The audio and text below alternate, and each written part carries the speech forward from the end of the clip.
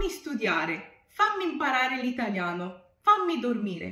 এটার অর্থ আমরা জানি যে হলো আমাকে পড়তে দাও, আমাকে ইতালিয়ান ভাষা শিখতে দাও, আমাকে খেতে দাও।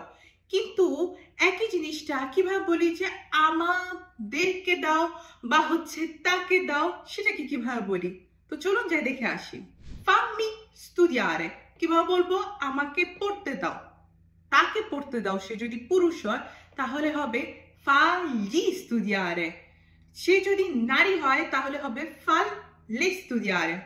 যদি বলি আমাদেরকে পড়তে দাও, facci studiare। একই ক্ষেত্রে যদি তাদেরকে বলি সেক্ষেত্রে হবে fagli studiare। যে তারা যদি সবাই নারী হয় তাহলে হবে falle studiare। তো এমন ভিডিও আরো পেতে হলে আমাদের প্রত্যেকটি সোশ্যাল মিডিয়া পেজে ফলো করুন। দেখা হবে পরবর্তী ভিডিওতে। টাটা।